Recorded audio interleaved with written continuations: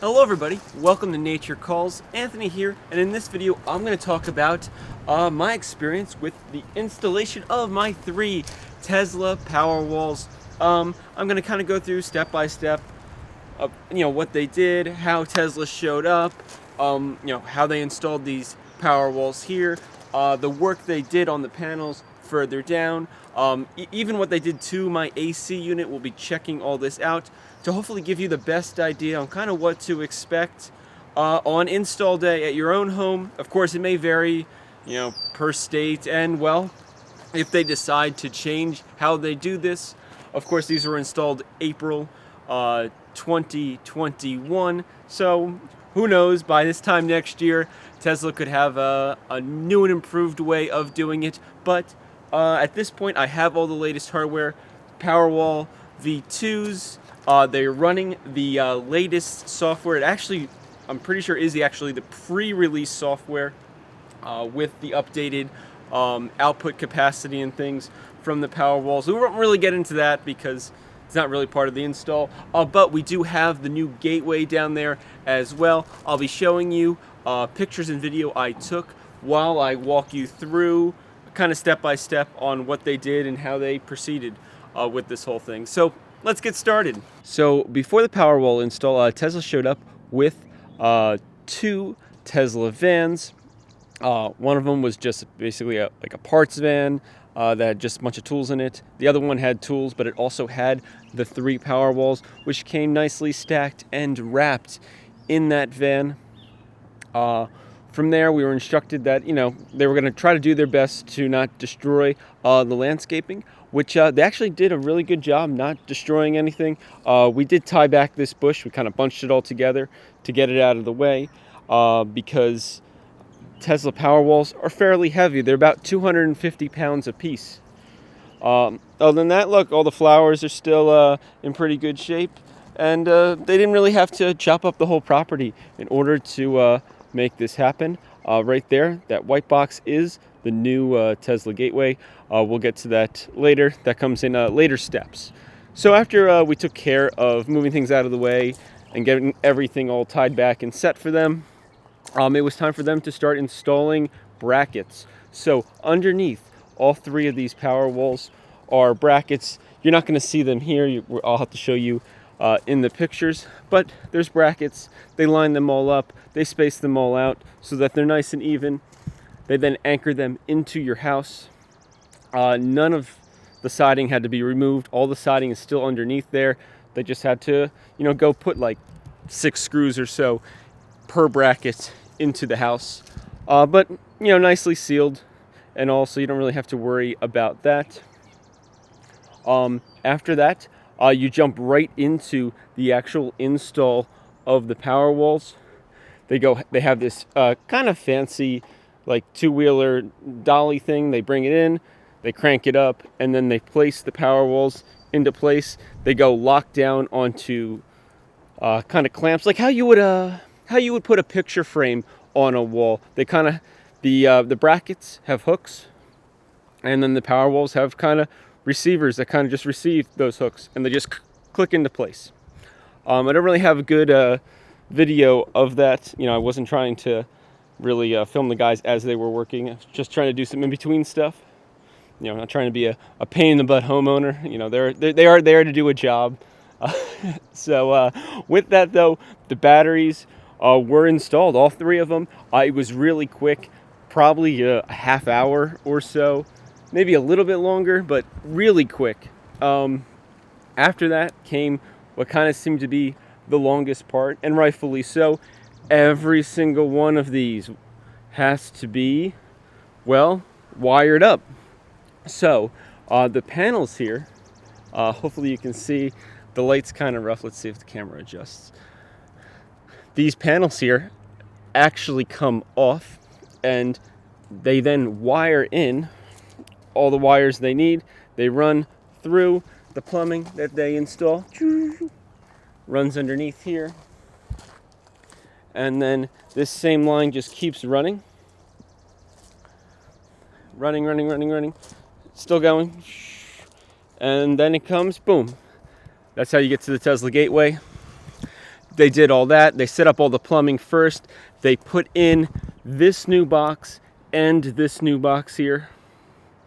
Both of those were installed. Technically, my system is now a little redundant because these two are not actually needed. They were the old system, but instead of ripping them out, they just connected both of them together. Totally legitimate, nothing wrong with that. They didn't want to take these off because they would actually leave holes in the siding, and they didn't want to do that. So we opted just to leave them there. Nothing wrong with that.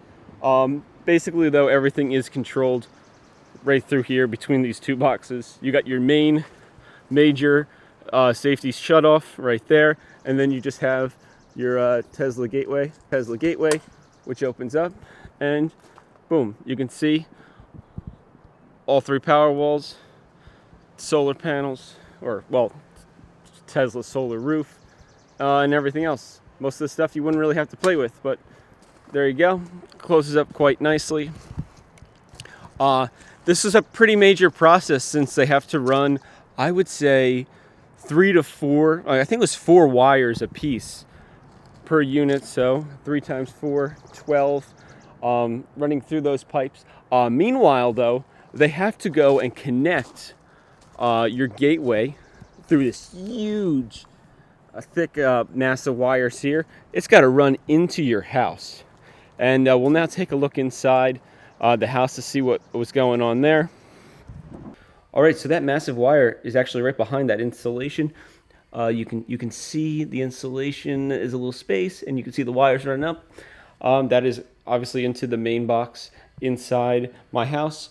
Tesla will be coming to go and patch this hole. It'll look pretty seamless when they're done, but it's just something that they have to do to, well, make this work, because they're kind of rewiring your house and how it, draws energy from the power walls and the roof and things like that, and how then it offloads it to the grid. All right, now that we're back outside, I'll provide some more pictures of some close-ups of inside these boxes. I got some pictures before they were all closed up and locked down. You obviously don't really want to, I'm not opening them up while it's on. That would be a dumb idea. The only one that you could easily safely open up is the Tesla gateway here. Other than that, we're going to actually head around back and check out the air conditioning. There's not too much to see, but it's interesting, the little device that they add to your AC unit. All right, so now you're probably not going to be able to see anything, but inside here, there's actually a tiny little unit that Tesla added in, and what it's doing is it's relaying information for when the compressor turns on for the air conditioning. It relays it back to the power walls so that it turns the compressor on a little slower, which turns out is not only better for the air conditioning, but it makes sure that the power walls can handle the increased load of your AC unit turning on. I thought that was pretty neat. It puts a lot less strain on your Powerwall batteries, less strain on your AC unit, and overall it's just actually a good thing, which is pretty neat. Didn't realize that was actually part of the whole installation though, so it was a bit of a surprise, but kind of an added bonus in a way. Okay, so well, that kind of wraps up this video. Some other little things is Tesla was pretty prompt in actually getting here on time. They were basically right on the time they said they would come, which was pretty early. It was like 7:30, but that wasn't a bad thing. That way there was plenty of time for them to get this install done throughout the course of the day. They were probably here until about 2:30, give or take, an hour, which is a pretty hard day's worth of work. Other than that, they were really tidy and trying to keep everything nice and clean. They were picking up any kind of wires and stuff that they left on the ground, which is great because you don't want to run into those. Granted, we check anyway just because don't want to leave stuff in the landscaping or in the rocks that you don't know about. In terms of the actual performance, of these Powerwalls. I'll probably try to do more videos on them in the future, but so far they've been amazing. It really ties in the rest of the build, basically. The Tesla solar roof, the tile roof, is awesome, but tied with the Powerwalls, I think that is the key. It's amazing how much energy we are storing and then not having to pay the electric company to use. I think in the first couple of days, I think we spent $4 worth of actual electric. Everything else was stored from the sun, and we got to keep it. And that's with charging electric vehicles as well. Both our Model Y and our Model 3 were charged. So pretty sweet. We'll get into more as the statistics roll in, because now that we can actually see the interchange of power and we can actually see it getting stored, we're getting a much more realistic view of how financially viable Powerwalls and Tesla solar roofs are. And so far, from my experience, it was definitely worth the investment, because it works, and it works really, really well. Of course, we are starting to get into, May. This is May 1st that I'm filming this. So our power that we're going to produce from the sun is only going to get better. And, of course, we'll see how this trends into the fall and, definitely the summer first, and then the fall, and then the winter. It'll be nice to see, how tight does it get when you start getting into, December, January, February. Those are cold, but also very low sun angle months here in New Jersey.